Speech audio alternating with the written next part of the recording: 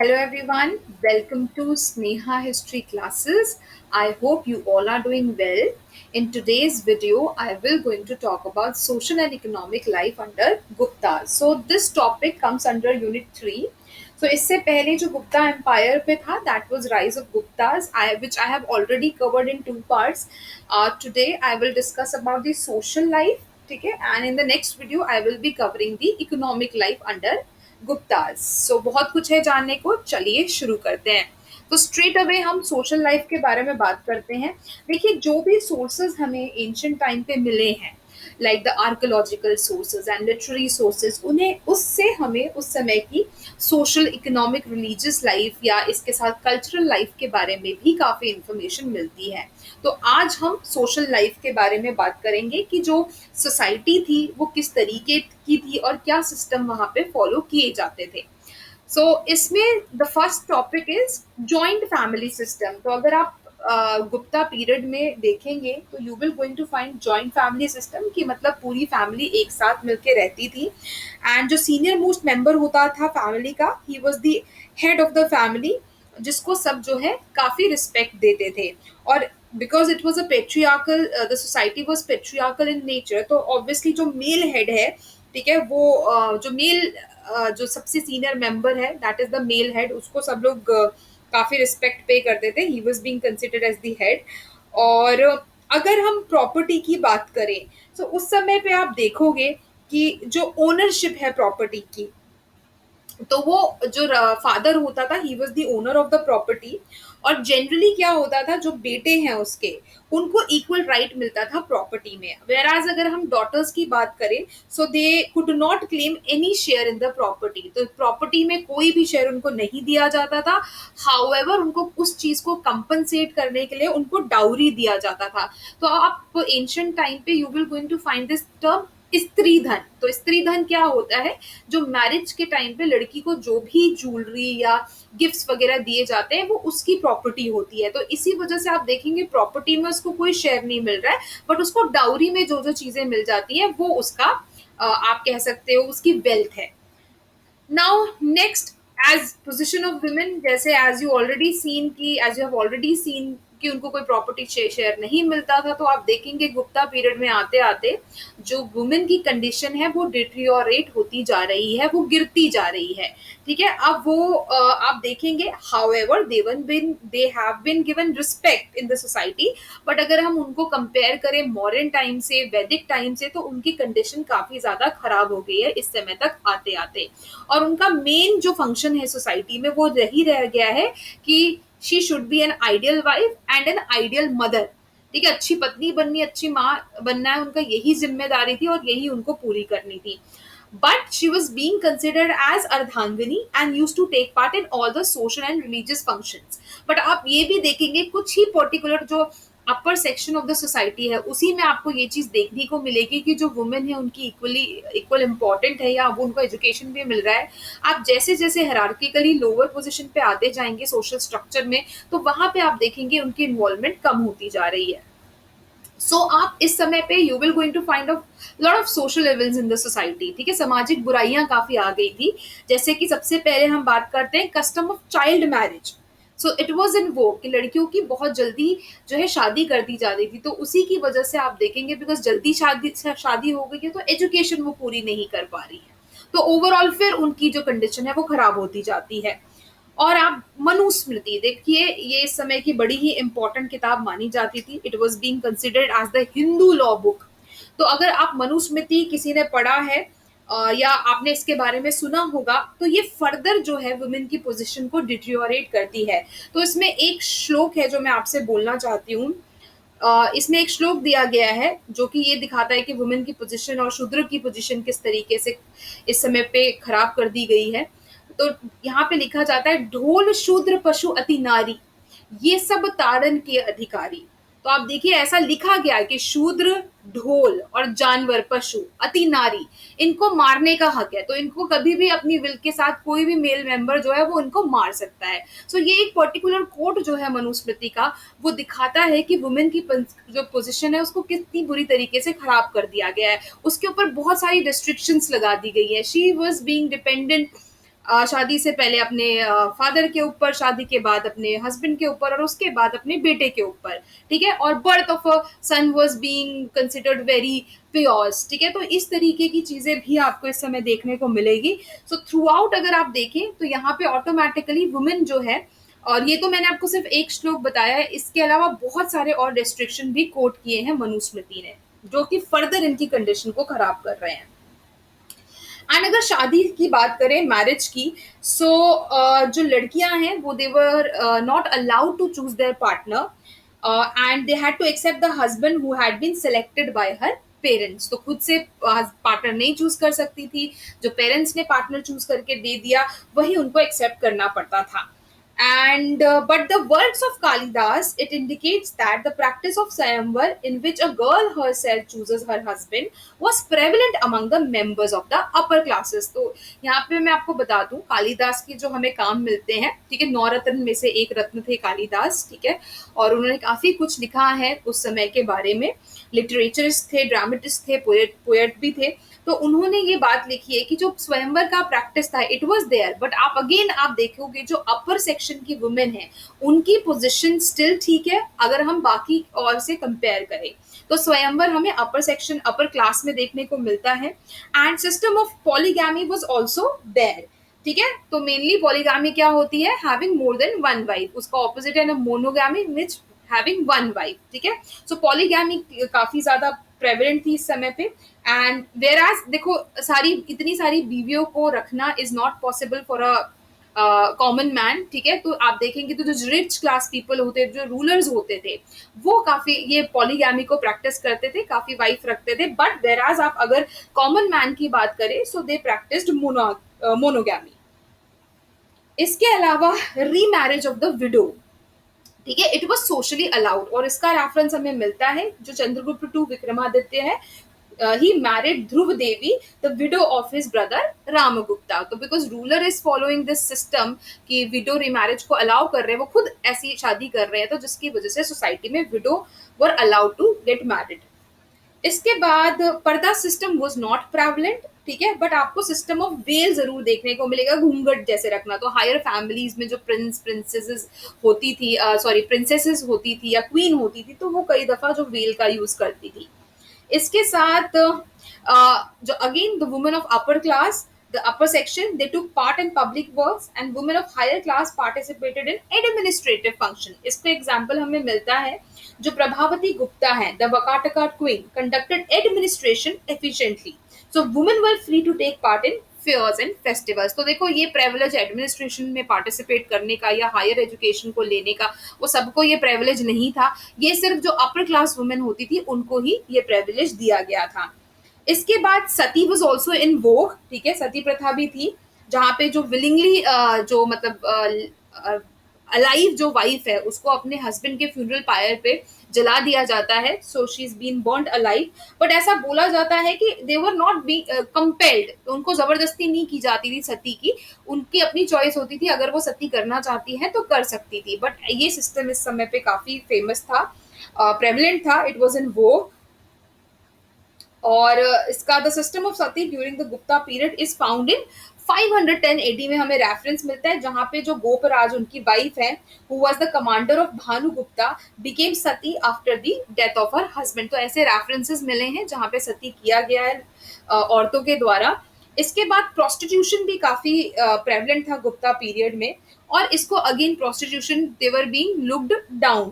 ठीक है, वो अच्छा नहीं माना जाता था इस प्रोफेशन को।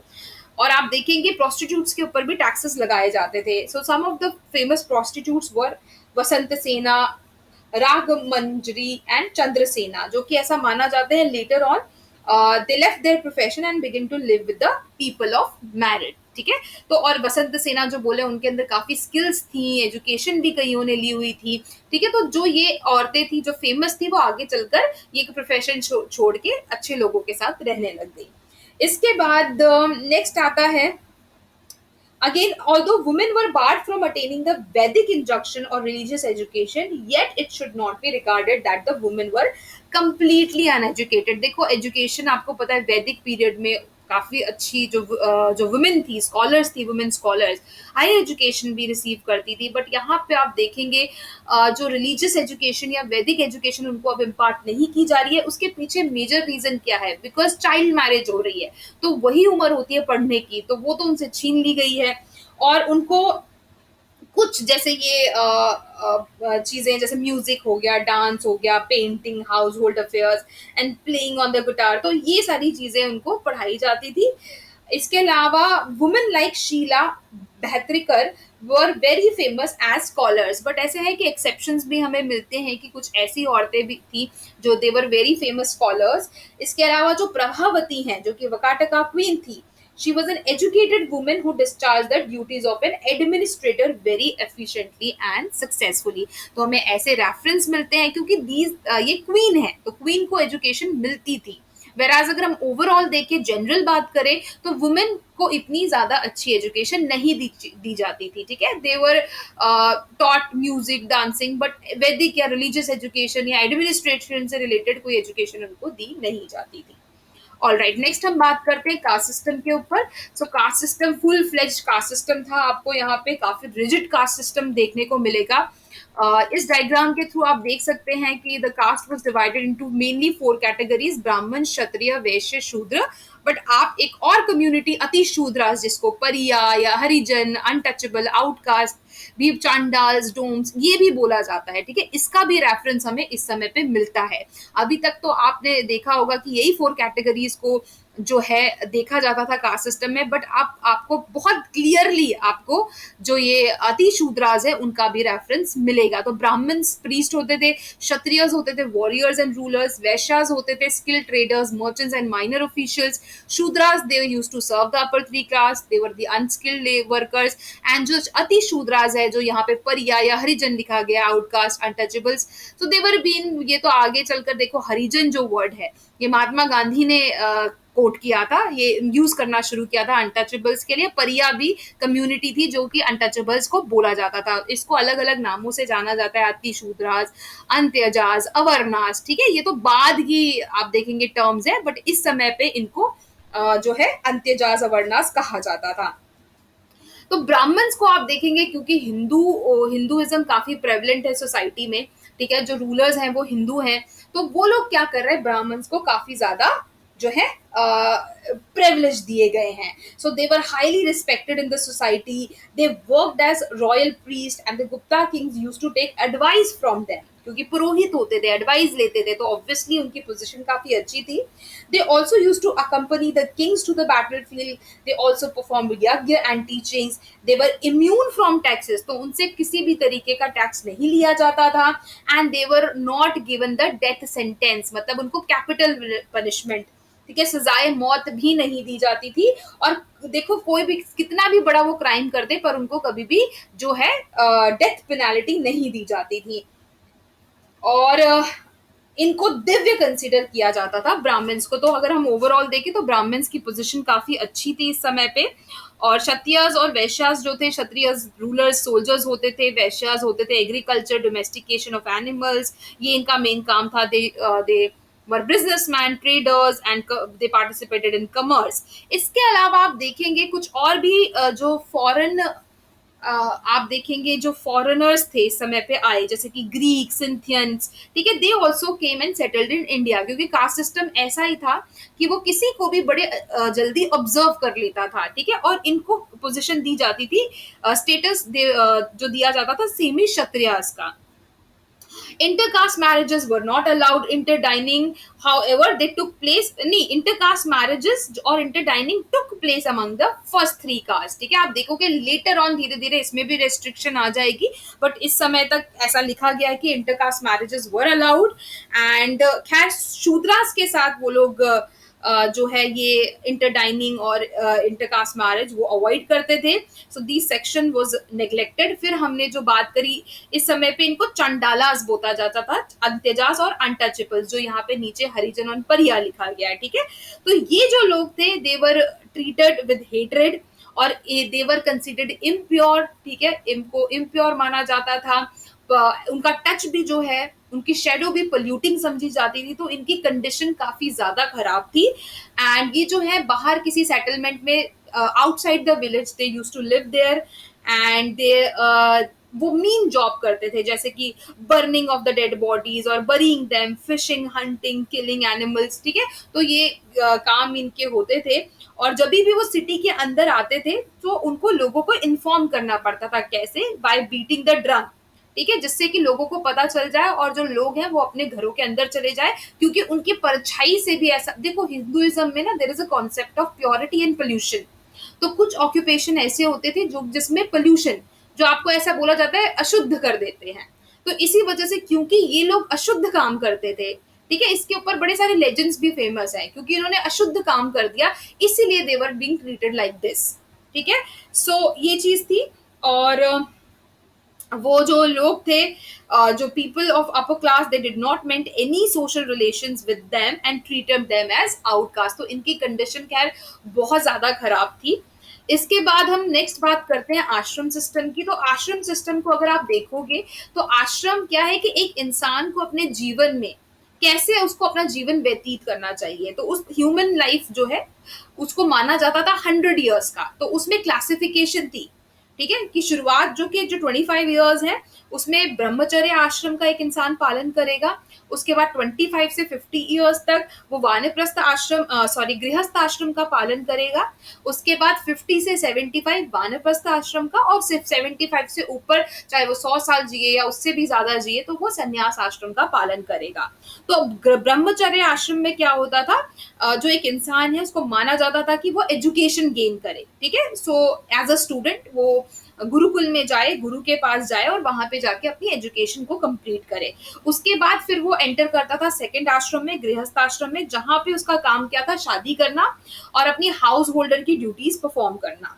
उसके बाद थर्ड आश्रम में आता है वानप्रस्थ, जो है इसमें a man used to go to the forest for spiritual and philosophical education। तो वो अपनी हाउस होल्डर की ड्यूटीज भी कर रहा है, बट इसके साथ साथ वो थोड़ा सा अपने आप को स्पिरिचुअलिटी की तरफ भी लेके जा रहा है, ठीक है। So he sometimes he used to go to jungle and he used to practice meditation and spirituality, वो सारी चीजें भी वो करता था। And finally in the fourth आश्रम वो संन्यास की तरफ जाता है, जिसमें a man was supposed to left his house forever to attain salvation. Because Hindu धर्म के हिसाब से एक इंसान के जीवन का आपका एम क्या है, तो अल्टीमेट एम जो है that is attain salvation, attain moksha. तो वही जो है वो कैसे आपको मोक्ष मिलेगा, संन्यास में आप जब जाएंगे एंड कोशिश करेंगे कि आपको मोक्ष की प्राप्ति करनी है थ्रू मेडिटेशन। और ये एक इंसान की लाइफ को आइडियल बनाने के लिए दिस आश्रम system was being introduced. And इस समय पे लोग ये इस चीज का पालन करते थे। नेक्स्ट आता है स्लेवरी।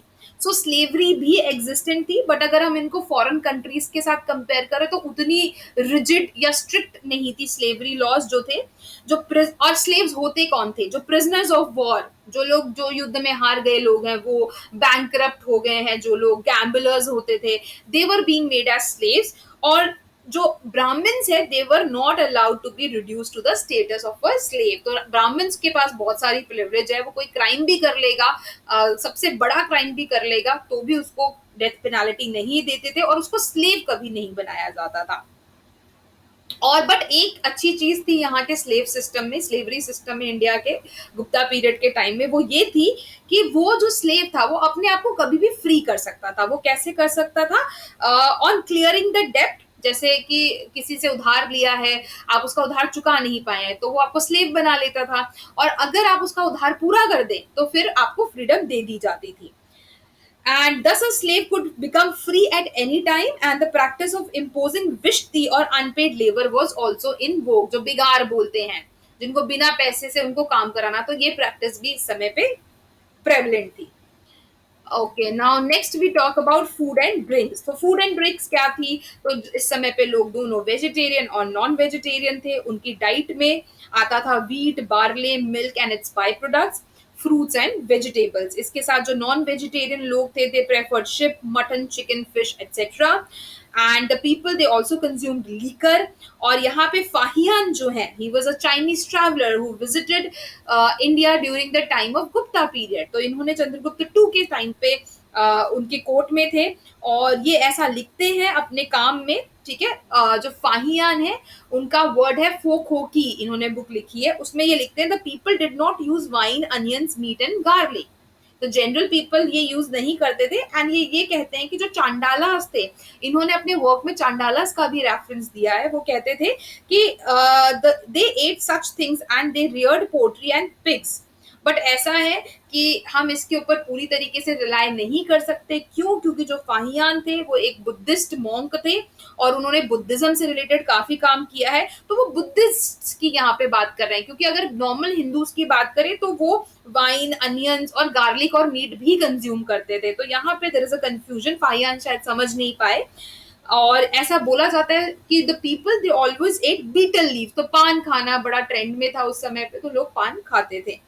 इसके बाद नेक्स्ट पॉइंट आता है ड्रेस एंड ऑर्नामेंट्स, ठीक है। तो कौन से गुप्ता पीरियड में जो लोग थे वो इस कॉटन के बने हुए सिल्क या वुलन क्लोथ्स पहनते थे। और जो मेन थे they wore dhoti and covered themselves with a shawl and used turban, ठीक है। तो धोती पहनते थे, शॉल से कवर करते थे, सर पे टर्बन पहनते थे। और जो वुमेन थी दे वोर पेटीकोट, ब्लाउज एंड साड़ी। और जो कुशाना वुमेन है, ठीक है, जो कुशाना डायनेस्टी की जो वुमेन थी वो पहनती थी they wear jackets, blouse and frock. जो सिंथियंस थे they had brought the fashion of wearing coat and pyjamas, get the Gupta yet the Guptas continued using dhotis. तो बिकॉज देखो, इतनी सारी अलग अलग कंट्री से लोग यहाँ पे आके सेटल्ड हो रहे हैं, तो बहुत सारी रेस का यहाँ पे अमेलगमेशन हो रहा है। तभी आप देखेंगे काफी सारे जो कल्चर हैं वो इंटरमिंगलिंग हो रहा है, ठीक है। तो ड्रेस भी उसमें से एक है कि लोग एक दूसरे की चीजें फॉलो कर रहे हैं। Now they both men and women they were fond of wearing ornaments and jewelry. तो आप देखेंगे their jewelry and ornaments they were made up of silver, gold and ivory, or it consisted of rings, bracelets and necklaces. And the women were also fond of hair dressing, और जो अपने बालों को संवारती थी, सजाती थी। एंड बड़े सारे जो हेड ड्रेसेस होते थे they were worn for adding to the beauty. तो अपनी खूबसूरती को बढ़ाने के लिए वो ऐसा करती थी। एंड दे इवन वोर आर्टिफिशियल हेयर, ठीक है, नकली बाल भी, जो विग आप देख लेंगे, खैर वो पहनती थी। And they also use to embellish the head with flowers. तो अपने बालों में सुंदर सुंदर फूल लगाती थी इन ऑर्डर टू, बस बेसिकली ब्यूटिफाई करने के लिए। ओके, नाउ नेक्स्ट आता है गेम्स एंड अम्यूजमेंट। तो सोर्स ऑफ एंटरटेनमेंट क्या होता था, अपने आप को कैसे खुश रखते थे। सो उस समय पे आप देखेंगे जो means of amusement for the people of this period were chess. तो गेम्स खेलते थे, जैसे चेस हो गया, या डांस परफॉर्म करना, music, singing, gambling, horse and chariot racing, hunting, stage plays and animal fight such as elephant. So elephants, जानवरों के बीच में भी फाइट होती थी, उसको ये एंजॉय करते थे। तो elephant fight, buffalo and cock fight. इसके अलावा जो वुमेन थी they were very fond of swing, तो झूला झूलते हैं जो, वो भी उनको पसंद था। एंड फाहियान यहाँ पे ये कहते हैं कि उस समय पे चैरियट प्रोसेशन, जो रथ यात्रा है, वो भी निकलती होती थी, और लोग बहुत ही एक्टिवली उसमें पार्टिसिपेट करते थे। पॉम्प एंड शो होता था बहुत ज्यादा। और the lamps were lit throughout the night, and it was indeed a great day of recreation, mirth and merry making for the people, ठीक है। सो ये सारी चीजें लोग एंजॉय करते थे। इसके बाद नेक्स्ट आता है एजुकेशन। तो अगर लिटरेचर की बात करोगे आप गुप्ता पीरियड की, तो this shows that the people were educated, ठीक है। आप देख, जब हम कल्चरल हिस्ट्री की या साइंटिफिक डेवलपमेंट की बात करेंगे, तब आप देखेंगे कि बहुत ही बड़े स्कॉलर्स, साइंटिस्ट, ठीक है, आपको हर फील्ड में you will going to find again tremendous progress, and specially in the field of education, ठीक है। So the people were educated. And इस समय पे जो सेंटर ऑफ एजुकेशन थे, famous centres of education were Takshashila, Nalanda, Pataliputra, Banaras, Mathura, Ujjain, Sarnath and Vallabhi. और इन एजुकेशन सेंटर्स में students not only from India but also from foreign countries came in large numbers to acquire learning and perfect their knowledge। तो दुनिया भर से लोग यहाँ पे पढ़ने के लिए आते थे। और उस समय जो मेन सब्जेक्ट्स जो है वो इन एजुकेशनल सेंटर्स में जो पढ़ाए जाते थे वो थे वैदिक लिटरेचर, धर्मशास्त्र, history, Puranas, economics, maths and politics etcetera. And the women they too were given education in the subjects like painting, music and dancing। और यहाँ पे लास्ट पॉइंट आता है that is high standard of morality, ठीक है। सो जो अगर ओवरऑल हम देखें तो गुप्ता एज में जो लोग थे they were very rich and prospered, and yet they led a very high moral life. And they regulated their life according to dharma, karma, earth and मोक्ष। जैसे हमने आश्रम सिस्टम की बात करी तो ऐसा बोलते हैं कि आइडियल लाइफ जीते थे वो लोग, मॉरली काफी अच्छे थे, and they attain because their ultimate aim was to attain salvation. So the people were honest, pure, and always ready to offer a helping hand to each other. They excelled each other in giving charities. कि competition होते थे कौन कितनी ज्यादा charity करेगा. So इससे पता लगता है लोग जो हैं काफी अच्छे थे उस समय पे. And the travelers were provided all type of facilities. ठीक है, तो आप देखेंगे इस समय पे सराइज कंस्ट्रक्ट कराए गए थे. ठीक है, रोड के साइड में, तो जो भी ट्रैवलर्स आते थे वो सराय में वो रह सकते थे, उनको खाना मिलता था, हर एक चीज की सुविधा थी. तो जिससे कि ओवरऑल देखने को जो फाहियान का रिकॉर्ड है अगर आप वो देखेंगे तो उससे पता लगता है कि रॉबरी नहीं थी उसको कभी भी. जब वो रोड में ट्रैवल कर रहा था तो अभी कभी भी किसी ने उसको रॉब नहीं किया. So all these things this shows कि जो लोग थे दे उनके मॉरल वैल्यूज काफी ज्यादा हाई थे. सो रस्किन यहाँ पे कहते हैं that a civilisation has to be judged by the type of people it produces. तो अगर हम इसी बेसिस पे अगर हम गुप्ता एम्पायर को देखें, सो अगर so it was a Gupta civilisation was a glorious, mighty, and unique one, and the people of this period they hold high standard of morality. All right, so with this we have completed the social life. All right, so in the next video I will going to talk about the economic life of the Gupta people. So with this we are end with the topic. I hope आपको ये clear हो गया होगा जो किस तरीके का सामाजिक जीवन था लोगों का. ठीक है, और इसके बाद आर्थिक जीवन अगली वीडियो में करेंगे. Thank you so much for watching the video. Please everybody like, comment and share, and do subscribe my channel. Do not forget to subscribe my channel if you are new. And thank you so much once again for watching. Have a nice day. Take care. Stay safe.